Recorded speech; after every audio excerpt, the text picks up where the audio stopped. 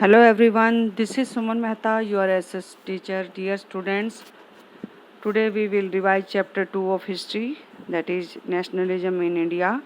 And in this chapter, firstly we will revise some very short answer type questions. Let's start the revision session of today. First question is, name any two methods used by Gandhi ji to fight against the Britishers. कौन से दो तरीके से महात्मा गांधी जी ने Britishers को oppose करना शुरू किया, सत्याग्रह मूवमेंट के थ्रू और नॉन वायलेंस मेथड्स के through. Identified the act pass in 1919 which gave enormous powers to the government to repress political activities. राजनीतिक गतिविधियों को दबाने के लिए सरकार द्वारा 1919 में कौन सा एक्ट पास किया गया, कौन सा अधिनियम पारित किया गया था. रोलेट एक्ट पास किया गया था, यानी रोलेट अधिनियम. Name the general who was responsible for the Jallianwala Bagh incident. Jallianwala Bagh हत्याकांड की घटना के लिए जिम्मेदार कौन सा जनरल था, उस जनरल का नाम बताएं. तो जनरल डायर था. Why did Mahatma Gandhi call off Rowlatt Satyagraha. Rowlatt Satyagraha Mahatma Gandhi ji ने क्यों बंद किया. Because of the spread of violence, क्योंकि ज़्यादातर इलाकों में हिंसा फैल रही थी. How did Mahatma Gandhi react against the Rowlatt act. Mahatma Gandhi ji ने रोलेट एक्ट के विरुद्ध कैसी प्रतिक्रिया दी. महात्मा गांधी जी ने डिसाइड किया एक non violent civil disobedient movement launch करने का, जो कि अनजस्ट लॉ को अपोज करने के लिए शुरू किया गया था, यानी सविनय अवज्ञा आंदोलन अहिंसात्मक तरीके से शुरू किया गया अन्यायपूर्ण कानून के खिलाफ. वाई वॉज द खिलाफत कमेटी फॉर्म्ड. खिलाफत कमेटी क्यों बना गई थी, ताकि खलीफा की जो टेम्परल पावर्स हैं उन्हें डिफेंड किया जा सके, यानी खलीफा की अस्थायी शक्तियों को बचाने के लिए. Who was the writer of the book Hind Swaraj. Hind Swaraj पुस्तक के लेखक कौन हैं. महात्मा गांधी हैं. What was the theme of Hind Swaraj, a book written by Mahatma Gandhi. Mahatma Gandhi ji द्वारा लिखित पुस्तक हिंद स्वराज में का मुख्य विषय क्या है. तो महात्मा गांधी जी ने जो पुस्तक लिखी है ब्रिटिश रूल के ऊपर, तो उस दौरान उन्होंने लिखा है कि कोऑपरेशन ऑफ इंडियंस की वजह से ही इंडिया में ब्रिटिश रूल इस्टेब्लिश हो पाया है, और ये तब तक रहेगा जब तक हम उन्हें कोऑपरेशन देते रहेंगे. यानी यहाँ पर महात्मा गांधी जी कहना चाह रहे हैं कि जब हमारा कोऑपरेशन उनको बंद हो जाएगा तो उनका रूल फिनिश हो जाएगा यहाँ से. When was the non cooperation Khilafat movement launch. Non cooperation यानी असहयोग आंदोलन और खिलाफत आंदोलन मिलकर कब चलाए गए थे. इन दोनों को कब मिलाकर चलाया गया था. जनवरी 1921 में चलाया गया था. नेक्स्ट क्वेश्चन देखिए बेटा. Who was Baba Ramchandra. बाबा रामचंद्र कौन थे. He was a sanyasi who led non cooperation movement in Awadh. Awadh में असहयोग आंदोलन का नेतृत्व करने वाला एक सन्यासी का नाम बाबा रामचंद्र था. What were the major demands of the peasants who participated in the non cooperation Khilafat movement. Mention any two. असहयोग और खिलाफत आंदोलन में भाग लेने वाले किसानों की मुख्य मांगें क्या थी. रिडक्शन ऑफ रिवेन्यू यानी लगान में कमी, और अबोलिशन ऑफ बेगार प्रथा का खात्मा. ये दो मांगें थी किसानों की, जिनके लिए उन्होंने असहयोग आंदोलन खिलाफत मूवमेंट में पार्ट लिया था. Why did the tribal peasant participate in the non cooperation Khilafat movement. जो आदिवासी किसान थे उन्होंने असहयोग आंदोलन खिलाफत आंदोलन में भाग क्यों लिया था, किस उद्देश्य के साथ लिया था.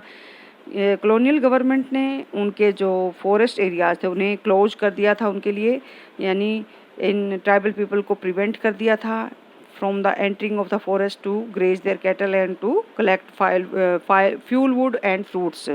यानी ईंधन, ना तो वो ईंधन इकट्ठा कर सकते थे, ना फ्रूट्स ला सकते थे, ना ही अपने पशुओं को वहाँ पर चरा सकते थे. इसलिए ट्राइबल पीपल ने इसमें पार्टिसिपेट किया, ताकि उन्हें एक होप थी कि जब ये मूवमेंट सक्सेसफुल हो जाएगा तो मे बी उनके जो एंसेस्ट्रल राइट्स हैं, जो पूर्वजों द्वारा वो शुरुआत से जो अधिकार इस्तेमाल करते आ रहे हैं, वो अधिकार उन्हें मिल जाएंगे. फिर नेक्स्ट क्वेश्चन है, what was the inland immigration act of 1859. 1859 का इनलैंड इमिग्रेशन एक्ट क्या था. इस इनलैंड इमिग्रेशन एक्ट 1859 की एक खासियत ये थी कि जो वर्कर्स थे वो बाउंडेड थे to leave, they could not leave the tea garden without permission. वो बिना किसी परमिशन के, अपने अथॉरिटी की परमिशन के बिना उस टी गार्डन से बाहर नहीं निकल सकते थे, यानी बाउंडेड थे कॉन्फाइंड एरियाज के अंदर. When was non cooperation movement withdrawn by Gandhi ji, क्यों रीजन्स. असहयोग आंदोलन कब महात्मा गांधी जी के द्वारा बंद कर दिया गया था, इसके कारण बताइए। 1922 यानी 5 फरवरी 1922 को ये जो गोरखपुर डिस्ट्रिक्ट में चौरी चौरा जो जगह है वहाँ पर एक वॉयलेंट इंसिडेंट की वजह से ये बंद कर दिया गया था। Who was the founder of Swaraj party? Swaraj party की स्थापना किसने की थी? CR दास और मोतीलाल नेहरू ने की थी। Who was Alluri Sitarama Raju? एलूरी सीताराम राजू कौन था? एक नेशनलिस्ट पर्सन था गोडेम हिल्स ऑफ आंध्र प्रदेश का, जिसने 1921 में वहाँ पर नॉन कोऑपरेशन मूवमेंट को लीड किया था। नेक्स्ट देखिए क्वेश्चन बेटा, आप यहाँ पर आप देख सकते हैं।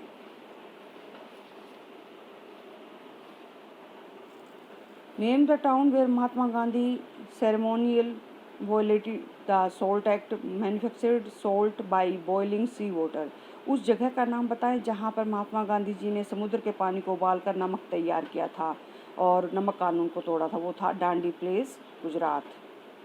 Who was Abdul Ghaffar Khan? अब्दुल गफ्फार खां कौन थे? He was a devout disciple of Mahatma Gandhi who led the civil disobedience movement in Peshawar. Peshawar में जो सविनय अवज्ञा आंदोलन शुरू किया गया था, महात्मा गांधी जी के एक मुख्य शिष्य अब्दुल गफ्फार खान के थ्रू किया गया था। Name the commission which was form to look into the functioning of the constitutional system of India. Who was the president of this commission? Bharat के लिए संवैधानिक प्रणाली की कार्यप्रणाली को चेक करने के लिए या उसका निरीक्षण करने के लिए कौन सा आयोग बनाया गया था और उसके अध्यक्ष कौन थे? साइमन कमीशन बनाया गया था और इसके जो मेन प्रेसिडेंट थे वो सर जॉन साइमन थे। State the importance of the Lahore Congress session of 1929। 1929 के लाहौर कांग्रेस सेशन के महत्व को स्पष्ट कीजिए। It was the session in which the demand of पूर्ण स्वराज और full independence for India was made by the Congress committee. पहली बार कांग्रेस कमेटी ने पूर्ण स्वराज या फुल इंडिपेंडेंस का प्रस्ताव जो है अपना पारित किया था। एक ऐसा सेशन जिसमें पहली बार पूर्ण स्वराज फुल इंडिपेंडेंस का प्रपोजल कांग्रेस कमेटी के थ्रू पास किया गया था। When and under whose leadership was civil disobedient movement launched. कब और किसके अध्यक्षता में या किसके नेतृत्व में सविनय अवज्ञा आंदोलन शुरू किया गया था? The civil disobedient movement was launched in 1930 under the leadership of Mahatma Gandhi. 1930 में महात्मा गांधी जी के थ्रू ये जो है सविनय अवज्ञा आंदोलन का नेतृत्व किया गया था। What was the main motive of the salt march? नमक यात्रा का मुख्य उद्देश्य क्या था? To break the salt law, to break the unjust salt law, यानी ये जो नमक कानून था उसको तोड़ना ही इसका मेन मोटिव था सॉल्ट मार्च का। और identify the incident which mark the beginning of the civil disobedient movement. किस घटना के साथ सविनय अवज्ञा आंदोलन की शुरुआत हुई थी? On 6 April Mahatma Gandhi ceremonially violated the salt act, manufactured salt by boiling sea water. 6 अप्रैल को 1930 को महात्मा गांधी जी ने सबके काफ़ी सारे अपने जो अनुयायी थे उनके साथ मिलकर नमक जो अधिनियम था उसको तोड़ दिया और उस समुद्र का पानी उबालकर उससे नमक तैयार किया। ये जो घटना है इसी घटना के साथ सविनय अवज्ञा आंदोलन की शुरुआत हुई थी। Why the rich peasants became enthusiastic supporter of the civil disobedience movement। जो अमीर किसान थे वो बड़े जोश के साथ सविनय अवज्ञा आंदोलन का हिस्सा क्यों बने, यानी किस कारण की वजह से बने? Because for them the fight of Swaraj was a struggle against high revenues. क्योंकि उनके लिए उस समय स्वराज का मतलब यही था कि जो ऊंचे लगान उन्हें देने पड़ते थे अपनी फसलों पर, जो हाई टैक्स उन्हें देना पड़ता था, उनके हिसाब से स्वराज आने पर वो उन्हें नहीं देना पड़ेगा या वो कम हो जाएगा। नेक्स्ट क्वेश्चन देखिए बेटा, second side. The Congress was unwilling to support no rent campaign during civil disobedience movement. सविनय अवज्ञा आंदोलन के दौरान कांग्रेस जो है नहीं चाहती थी कि नो रेंट कैंपेन का वो हिस्सा बने, यानी किराया ना देने वाले आंदोलन का हिस्सा बने।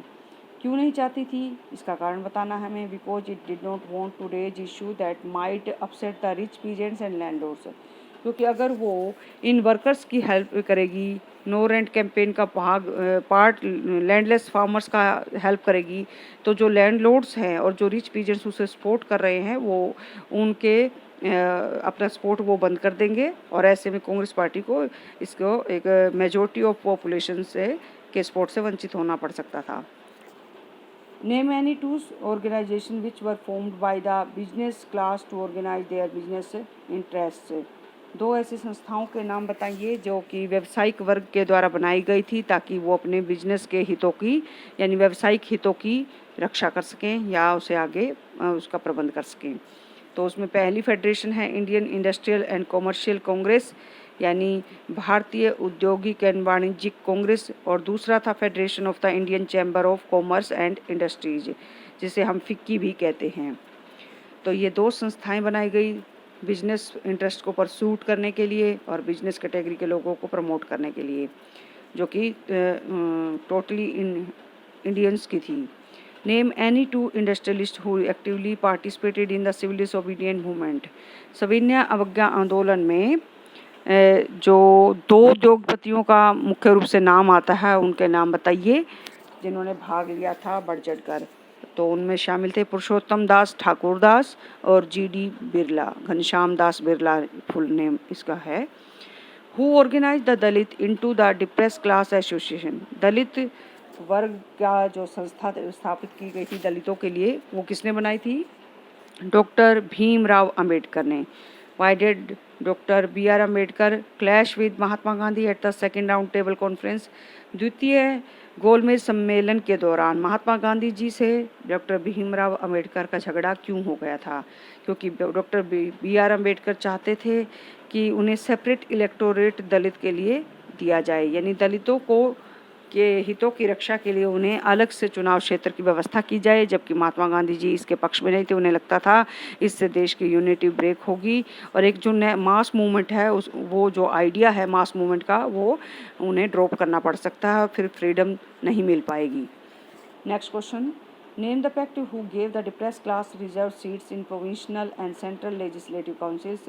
पूना पैक्ट के थ्रू ही सितंबर 1932 यानी 24 सितंबर, तो आपको यहाँ पर कुछ याद रहे कि आज भी डेट जो है 24 सितंबर है। आज ही के दिन पूना पैक्ट साइन किया गया था और येलवर्दा जो जेल है पूना की, वहाँ पर बैठकर मदन मोहन मालवीय गांधी जी की तरफ से उन्होंने साइन किया था और डॉक्टर भीमराव अंबेडकर ने दलित कम्युनिटी की तरफ से ये पूना पैक्ट साइन किया था, जिसमें कुछ रिजर्व सीट्स की व्यवस्था की गई थी दलितों के लिए।